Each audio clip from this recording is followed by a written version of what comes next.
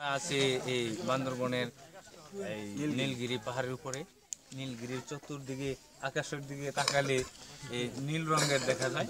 আমার মনে হয় সে কারণে এই এই পর্বত চূড়ার নাম দেওয়া হয়েছে নীলগিরি। এই চতুর্দিকে পাহাড় আর পাহাড়, আর নিচ দিকে মেঘ। মনে হচ্ছে আমরা মেঘের উপরে বসবাস করছি। আসলে এই এই প্রকৃতি না দেখলে বোঝা যেত না যে আমাদের দেশে কত সুন্দর প্রকৃতি আল্লাহ সৃষ্টি করে রাখছে। শত শত মাইল শুধু পাহাড়, গাছপালা, আর মনে হয় যে উপর দিকে আকাশ আর চতুর্দিকে শুধু পাহাড় আর মেঘ। এই সুন্দর এই লীলাভূমি দেখার জন্য দেশবাসী সবার কাছে অভিনন্দন রইল, আবদার রাখলাম। আর এখানে আসলে বোঝা যায় যে আমাদের দেশ কত সুন্দর, বা এই প্রকৃতি কত সুন্দর। যিনি এই ভূ প্রকৃতিকে এত সুন্দর করে সাজিয়েছে তিনি জানি কত সুন্দর। মহান আল্লাহ পাক আমাদেরকে ওনার সান্নিধ্য কামনা করার তৌফিক দেখ।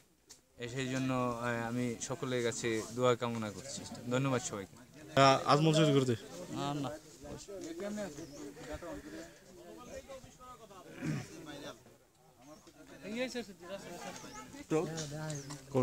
না আপনার পরিচয় তুমি কথা বলি। সুধী শিবপুর প্রেস ক্লাবের পক্ষ থেকে আমরা আজকে বান্দরবনের নীলগিরি এই পর্বত অপরূপ সৌন্দর্য উপভোগ করতে এসেছি। তো এখানে আসলে অনেক সুন্দর পাহাড়, মেঘ, অনেক সৌন্দর্যের এই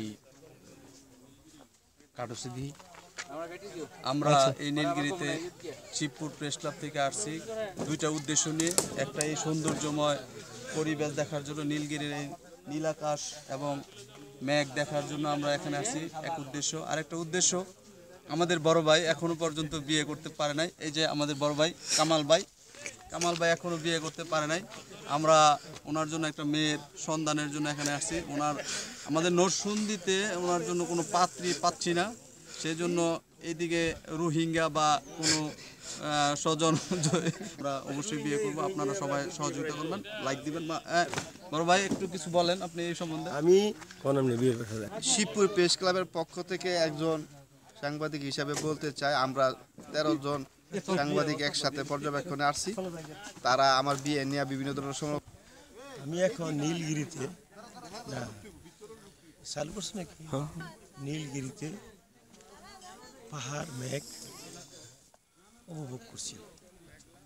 আমরা শিবপুর প্রেস ক্লাব থেকে 13 জন সাংবাদিক এসেছি ভ্রমণের জন্য বান্দরবনে। সেখানে এক রাত আমরা রেস্ট নিয়ে থেকে খেয়ে তারপরে আমরা খুব সকালে চাঁদের গাড়ি দিয়ে রিজার্ভ নিয়ে আমরা নীলগিরি এসে পৌঁছেছি। এখানে না আসলে আসলে প্রকৃতি যে কত সুন্দর তা নিজ চোখে না দেখলে বুঝার কোনো উপায় নেই। আপনারা যারা বান্দরবনে আসবেন এখানে না আসে না দেখে কেউ যাবেন না। অত্যন্ত সুন্দর প্রাকৃতিক সুন্দর, আল্লাহ তাআলা নিজ হাতেই সৃষ্টি করে দিয়েছে। এত সুন্দর না দেখলে, নিজ চোখে না দেখলে বোঝা যাবে না। ধন্যবাদ রাসেলকে।